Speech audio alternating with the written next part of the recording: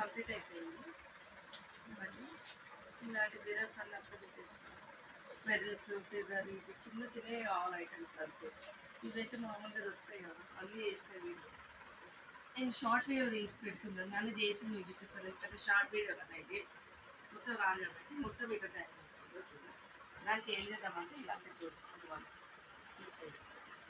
దీన్ని కొంచెం ఇలా వేయాలి. వేసేసి